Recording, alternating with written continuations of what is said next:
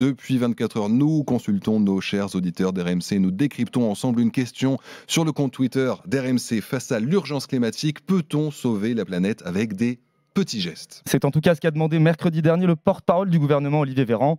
Il appelle les Français à multiplier les petits gestes du quotidien afin d'économiser de l'énergie.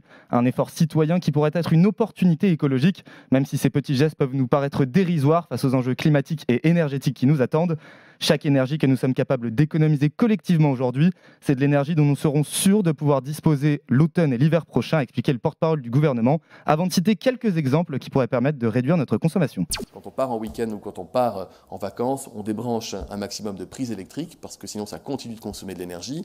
Et notamment, on débranche son Wi-Fi.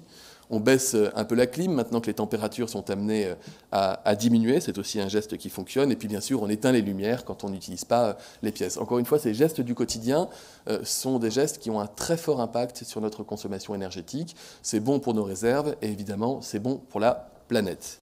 Des propos jugés hypocrites, injustes et inefficaces par le directeur général de Greenpeace France, Jean-François Juliard, qui était cette semaine au micro d'Apolline de Malherbe. Et on peut comprendre que cet appel d'Olivier Véran ait pu susciter l'indignation quand on sait que des millions de Français n'ont pas les moyens de partir en vacances ou d'avoir la climatisation.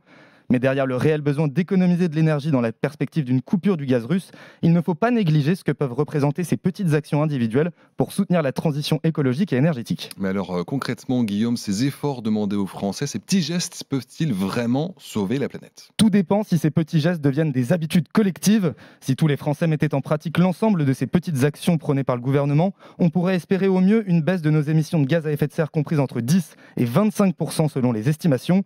L'ADEME, l'Agence de l'environnement et de maîtrise énergétique, explique par exemple que débrancher ces appareils électroniques permet en moyenne d'économiser 10% d'énergie et indique qu'une box allumée 24 heures sur 24 consomme autant qu'un réfrigérateur en une année.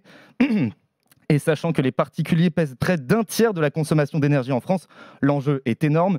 Mais 3 autres secteurs sont décisifs en matière énergétique, les transports, l'industrie et le secteur tertiaire. Et pour cause, ils représentent tous ensemble les 2 autres tiers de la consommation d'énergie française. Ces actions individuelles peuvent donc avoir un réel effet, mais la sobriété énergétique ne pourra pas passer uniquement par les citoyens. L'État et les entreprises vont devoir eux aussi réaliser des petits gestes pour économiser de l'énergie et protéger la planète. Et sur Twitter, alors qu'en pensent nos auditeurs, nos internautes? Est-ce qu'on peut sauver la planète avec ces petits gestes demandés par le gouvernement? Eh bien, vous êtes 71% à répondre non. Ce n'est pas avec des petits gestes qu'on va sauver la planète.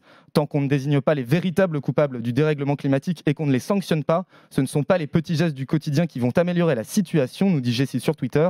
Pour Thomas, au-delà de ces petits gestes qui sont nécessaires, c'est surtout notre mode de consommation qui est à revoir. Manger moins de viande, ne plus prendre l'avion ou encore arrêter la surconsommation de masse. Mais c'est Nicolas qui résume le mieux ce que nous disent nos internautes sur Twitter. Quand on voit des aberrations écologiques tous les jours, difficile de le croire que des petits gestes dérisoires vont changer la donne, à part pour nous donner bonne conscience. La planète n'a pas besoin d'être sauvée, elle s'en sortira très bien sans nous.